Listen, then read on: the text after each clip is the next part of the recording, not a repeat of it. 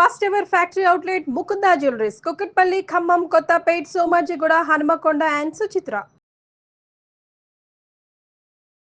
నమస్తే రమగారు. నమస్తే జయ. రమగారు, దెయ్యాలు, భూతాలు, పిశాచాలు ఇలాంటి కథలు అప్పుడప్పుడు కానీ మీరు చెప్పేవన్నీ అన్ని కామెడీ పీసులు రమగారు. సీరియస్ గా భయం పుట్టించేలాంటివి ఏం లేవా మీ దగ్గర? అది చెప్పచ్చా? చెప్పచ్చు. నాకే భయం కలిగించేలాగా వద్దు, మరి నీకే భయం కలిగించకపోతే చెప్పినట్టు కాదు, పిల్లలు ఇంకా భయపడిపోతారు కదా. అందుకని భయం. భూతాల గురించి చెప్తున్నాంగా మనం. మీ అన్ని ఫ్రెండ్లీ భూతాలు రమగారు. అదే అంటే మనం పిల్లలకి చెప్పాలి కదా. అవునవును, పిల్లలకే కాదు పెద్దలకైనా. ఇప్పుడు ఈవిల్ డెడ్ అవి చూస్తామా, నిద్ర పట్టదు జయ.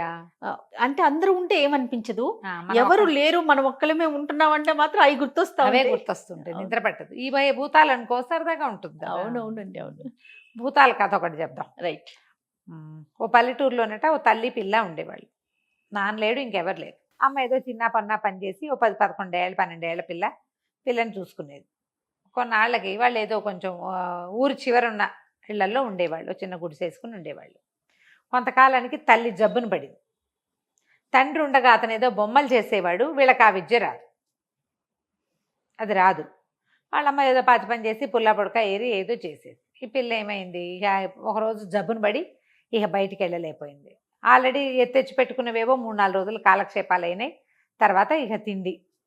సరే పిల్ల ఏమనుకుంది, అమ్మ నేనే ఏదో చేస్తానని ఈ ఊరికి దూరంగా ఉన్నారు, కొంచెం చివరిగా ఉన్నారుగా, అనుకుని ఒక అడవి ఉంది. ఆ అడవిలోకి వెళ్ళి ఏదైనా పుల్లా పొడక ఏరితేస్తే ఊళ్ళో అమ్ముకుంటే ఏమైనా డబ్బులు వస్తాయి. మారకం వేసేవాళ్ళు అప్పట్లో, బియ్యానికి మారకం, మినపప్పుకి మారకం, ఏదో 2 కూరగాయలు ఎవరి దొడ్లో అయినా కోసుకుని తెచ్చుకున్నా కూడా కొట్లోకి మారకం వేసినా కాస్త నూనె, ఉప్పు, కారం, చింతపండు లభిస్తాయి. అందుకని పెళ్ళి ఏం చేసింది, ఊళ్ళో మన చెరువు కాదు ఊరు కాదు అడవిలోకి వెళ్ళి ఇవేమన్నా తెద్దాం అనుకుంది. అయితే ఏమైంది, వీళ్ళ ఇళ్ళు దాటి ఇంకా కొంచెం ముందుకెళ్తే ఒక పెద్ద వేప చెట్టు ఉంది. దాని మీద 2 భూతాలు చేరినాయి. ఒక పెద్ద ఏజ్డ్ భూతం, ఒక పిల్ల భూతం. ఈ భూతాలు 2 మాట్లాడుకునేవి. ఈ పెద్ద భూతం ఏం చెప్పేదంటే, మనం ఇట్లా చచ్చాము అనవసరంగాను, ఏదో పిచ్చి పనులు చేసి వెరిచావులు చచ్చి ఇలాగ అయిపోయాము, ఏదైనా మంచి పని చేస్తే ఈ భూతాల జన్మ నుంచి మనకు విముక్తి లభిస్తుంది. విసుగు పుట్టి ఈ భూతాల్లాగా ఉండటం విసుగు, ఇందులో నుంచి బయటపడాలంటే మనం ఏం చేయాలి, ఏదైనా మంచి పని చేయాలి, మనుషులకు సహాయం చేయాలి. మనుషులకు సహాయం చేద్దామని వెళ్ళి కనపడితే ఏం చేస్తారు వాళ్ళు, ఓ భూత వైద్యుడిని పిలుస్తారు, అంతే. కొంప మునిగిపోతుంది, ఉచ్చాటం చేసి చావు కొడతారు. అందుకని ఎవరికైనా సాయం చేయాలని చెప్తూ ఉండేది. చూస్తూ ఉండేవాళ్ళు తమ సహాయం అందుకోవడానికి ఎవరు దొరుకుతారా అని. ఓ రోజు ఆ చెట్టు మీద వేళ్లాడుతూ ఉంటే ఈ పిల్ల ఆ రోజే ఇదేం చేసింది, ఈ గౌరీ ఆ పాప పేరు, అడవిలోకి వెళ్ళి పుల్లా పొడక ఏరుకుందామని చెప్పి అడవిలోకి పోయింది. పుల్లలన్నీ ఏరి వీడు చూస్తూనే ఉన్నాయి ఈ 2 భూతాలు. అంతక మోయగలిగినంత మోపు నెత్తి మీద పెట్టుకుని ఊళ్ళోకి తీసుకుపోయి ఎవరింట్లోనో, అప్పట్లో ఏముంది గ్యాస్ లేవు కదా, ప్రతి వాళ్ళకి పుల్లలు కావాల్సిందే, కాస్త కలిగున్న ఇంట్లో ఓ పావలా చేతిలో పెడతారు. అక్కడి నుంచి ఏదో చల్లనం ఉందని అన్నం పెట్టారు, ఇంకేదో పెట్టారు, అవి పుచ్చుకుని ఆ పావలా డబ్బులు పుచ్చుకుని కొట్లోకి వెళ్ళి 2 వస్తువులు కొనుక్కుని అమ్మ దగ్గరికి అమ్మ తిండి ఏర్పాటు చేసేసింది పిల్ల. 2 రోజులు 3 రోజులు గడిచినాయి. 3 రోజులు పుల్లలేరు. 4వ రోజు దయ్యాలు, ఈ భూతాలు ఏమనుకున్నాయి, అబ్బాయి ఈ పిల్ల రోజు పుల్లలు ఎరడానికి వస్తుంది, మరి దీనికి సహాయం చేద్దామని 2 మాట్లాడుకున్నాయి. ఈ పిల్ల భూతం అంది, నువ్వు చేయి సహాయం, మొదట నీకు గనక భూతాల జన్మ నుంచి విముక్తి వచ్చిందనుకో, అప్పుడు నేను కూడా చేస్తా. ఏదో ఒక మనకి ఏమనాలి, ఒక ఉదాహరణ ఉండాలి కదా, ఎగ్జాంపుల్స్ ఉండాలి. నువ్వు ఎగ్జాంపుల్గా ఉండు, నాకు నువ్వు చెయ్యి, నేను చూస్తూ ఉంటానని పిల్ల భూతం చెట్టు మీద కూర్చుంటే పెద్ద భూతం ఏం చేసింది, ఆ గౌరీ వాళ్ళ ఇంట్లో నుంచి నడిచి వచ్చే లోపలే చకచక అక్కడ ఇక్కడ ఉన్న పుల్లలన్నీ దగ్గర పెట్టి ఒక అట్లాగా గట్టి అక్కడ పెట్టింది. ఈ పిల్ల పుల్లలు ఏరుకోవడానికి వచ్చి కట్ట చూసి తెల్లపోయిందమ్మో, ఎవరో కట్టి పెట్టుకున్నారు, ఉండదు మనం అని కొంచెం అవతలకి వెళ్ళి ట్రై చేసింది.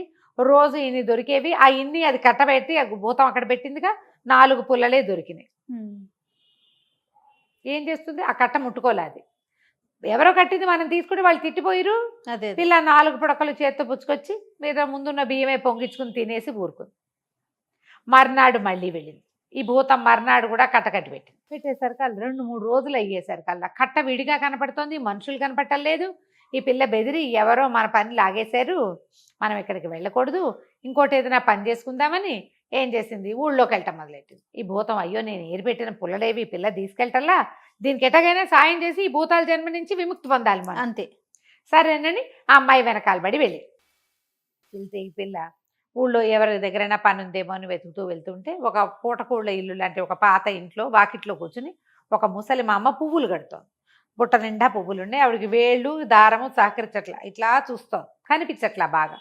ఈ పిల్ల ఏం చేసింది, మా అమ్మ నీకు బాగా కట్లైపోతున్నట్టు నా పూలు నేను సాయం చేస్తా అనేసరికల్లా ఆ ముసలి మా అమ్మ ఏం చెప్పింది, ఏం చేయని అమ్మ, ఇది ఒకటే పని, చచ్చిపోతున్నాను, కళ్ళేమో కనపడవు నాకు, ఓ పని చెయ్యి, మాల కట్టి, పువ్వులు నావి, మాలను కట్టి దారం కూడా నేనే ఇస్తా, వాకిట్లో కూర్చొని మాల కట్టు, అక్కడ బజార్లోకి తీసుకెళ్ళి అమ్మిరా, పావలా వాట నీకు, పువ్వులు ఖర్చు లేదు, దారం ఖర్చు లేదు, వచ్చి గబగబా దండలు కట్టి తీసుకుపోవటమే, అమ్ముకునిరా అని చెప్తే పిల్ల సరేనన్నాక ఇది భూతం ఏం చేసిందా చూసి, ఓహో ఇదేదో బాగానే ఉందని ఆ పిల్ల దగ్గర కూర్చుంది. ఇదేం చేసింది, ఒక్క పువ్వు తీసి టుక్కు కట్టేస్తుంది దండ.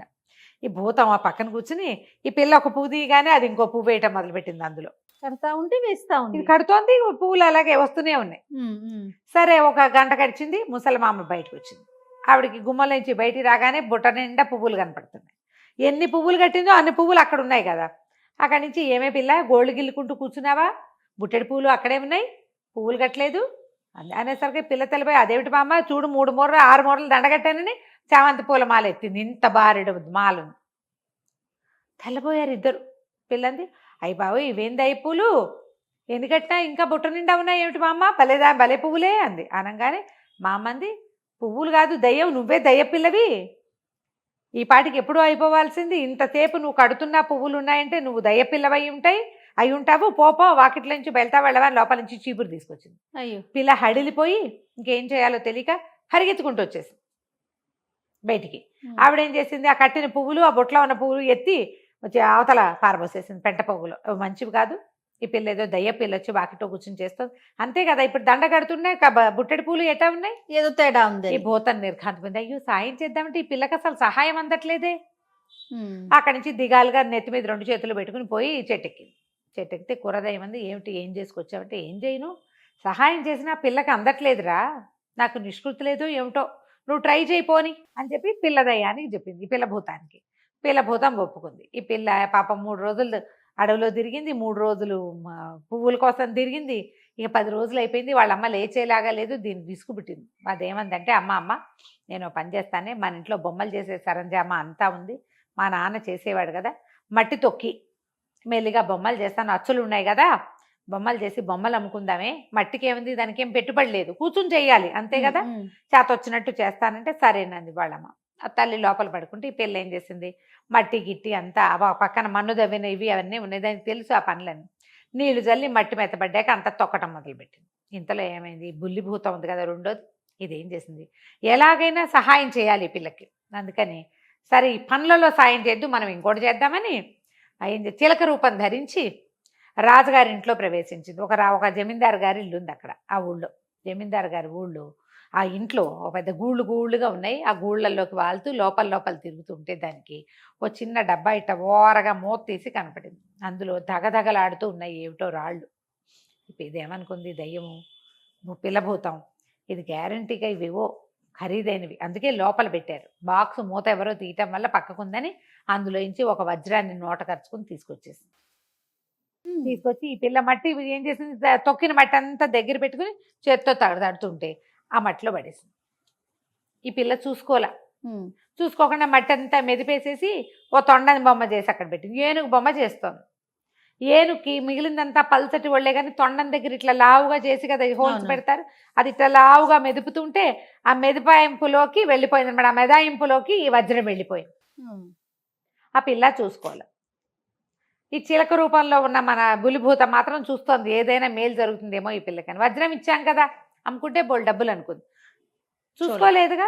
సరే ఏమైంది, ఈ పిల్ల బొమ్మలు చేసుకుంది. ఓ 10 బొమ్మలు చేసుకుని బొమ్మలు బుట్టలో పెట్టుకుని ఊరంతా తిరిగితే జమీందార్ గారికి పై ఊరు నుంచి మనవలు వచ్చారు. ఈ మట్టి బొమ్మ చూసేసరికి పిల్లలు కేకలు పెట్టారు, బాగుంది మన దగ్గర అన్ని చెక్క బొమ్మలనే, ఓ బొమ్మ కొనిపెట్టు అంటే సరే ఆ బొమ్మని కొనిపెట్టాడు ఆయన.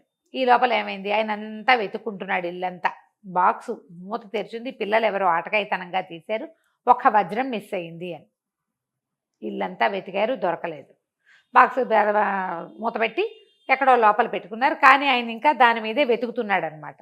అయితే ఏమైంది, ఈ పిల్లలు మట్టి బొమ్మతో ఆడుకుంటుంటే మట్టి బొమ్మలు పగిలిపోతాయి కదా, 2-3 అల్లరి పిల్లలు ఉన్నారు, ఒకళ్ళ చేతిలోంచి ఒకళ్ళు అందుకుంటుంటే అది ఢామని పడి పగిలిపోయింది.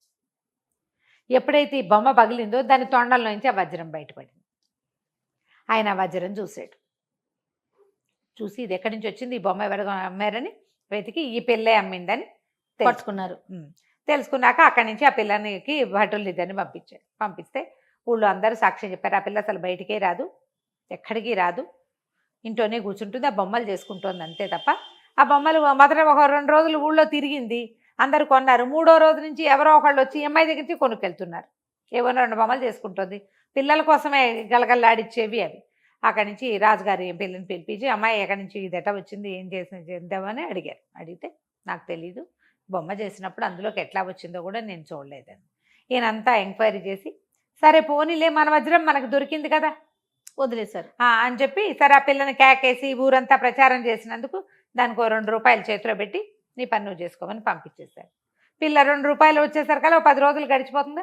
10 రోజుల్లో బొమ్మలు చేసుకుని బొమ్మలు అమ్ముకోవటం మొదలుపెట్టింది. అమ్మకు నా కూతురు ఇద్దరు కలిసి ఒక కొట్టల్లే పెట్టుకుని బొమ్మలు కొట్టు పెట్టుకున్నారు. దాని బతికి వెళ్ళిపోతుంది.